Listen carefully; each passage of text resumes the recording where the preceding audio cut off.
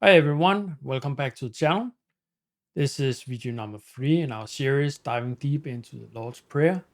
In our latest video, we decoded Hallowed be thy name and explored how it relates to perceiving that everything is very good.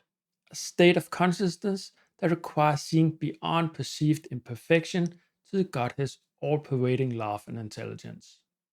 Today we move to the third phrase of this powerful prayer, Thy kingdom come. So, what does this prayer traditionally mean? For many, it signifies a future, maybe even sudden, arrival of a divine reign on earth, a time of ultimate peace and justice.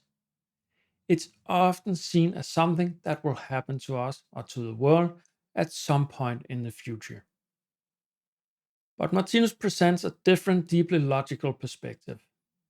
For him, thy kingdom come isn't just about future eternal event. It's fundamentally tied to the very structure of the universe and the ongoing evolution of every living being. He explains that this prayer is in accordance with the eternal world plan, a vast underlying blueprint for life and consciousness.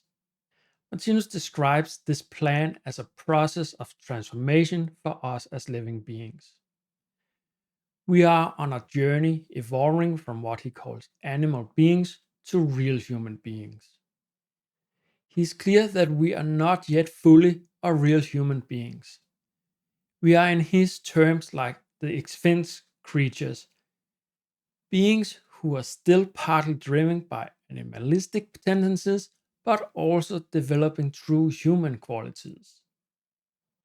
So, how can we see this transformation is happening? How is it this kingdom coming within us and through us?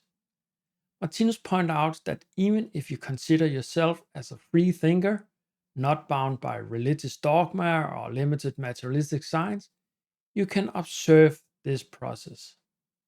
Look at our daily lives. We have experiences, right?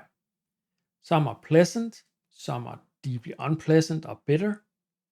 Martinus says these experiences are not random. They have influence on our will, our desires, and what we choose to do in the future.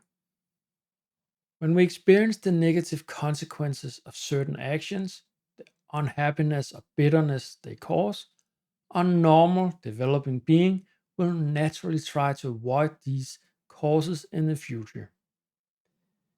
This learning process, driven by experience, leads to an improvement of our mentality, a spiritual refinement. Yet, as we clearly see in the world today, we still manifest a lot of what Martinus would call animalistic traits. That would be intolerance, hunger for power, hate, greed, excesses, vices, and so forth. And these manifest as deeply unhappy events like war, poverty, sickness, and persecution. These unhappy events, while painful, are actually indicators that we haven't yet gained a complete overview, a full understanding of their true causes and the underlying laws of life. But we can also see the signs of refinement, of the human kingdom beginning to dawn. Think about the widespread desire for a lasting peace. Consider how wars are justified today. Very rarely does a national leader openly declare war purely for conquest, just to take their neighbors' lands. It's a very hard sell today. Even when aggression occurs, it almost always framed in terms of defense or justice or bringing freedom or improving life for the conquered people. Raw, undeniable power is harder to enforce and justify openly. It often has to be disguised in language of justice, morality, humanity, and peace. Martinus makes a crucial point here. If people generally believe that war and violence can bring peace or justice, then given their current understanding, it would actually be abnormal for them not to pursue that path. We're in a period where we have the freedom to try different methods, and one of these experiments is trying to create peace through war. But experience over time will inevitably show us that this approach is futile. You cannot put out fire with fire. You cannot get rid of evil by planning more evil, or stop terror by terrorizing. The experiences of war and suffering are the very lessons that will eventually undermine the belief in primitive methods and reveal the real road to peace, which Martinus shows is based on understanding, intellectuality, humaneness, tolerance, and forgiveness.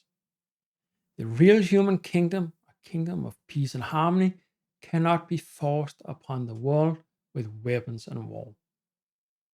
So, what does this mean for the prayer, Thy kingdom come?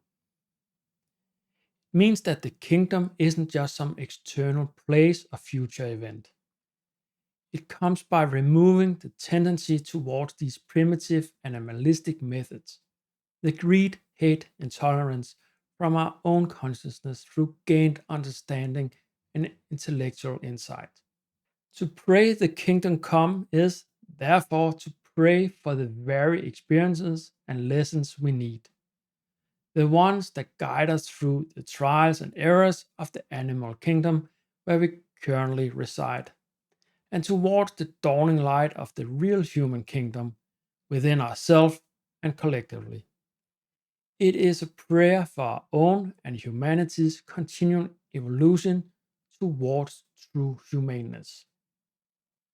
That gives us a powerful logical understanding of the third phrase of the Lord's Prayer. In the next video, we'll look at the fourth thought concentration, Thy will be done on earth as it is in heaven. If you found this explanation helpful, please give the video a like and consider subscribing to the channel. Your likes, comments, and subscription here really helps these ideas reach more people who might be searching for logical answers to life's biggest questions. And you can find all the videos about the Lord's Prayer in the playlist, and it will be in the description and in the comments. And leave a comment below with your thoughts on Thy Kingdom Come and Martinus' interpretation. I read every comment and appreciate your input very much. And all I have to say here at the end is thanks for watching and hope you will join me for the next video. Thank you.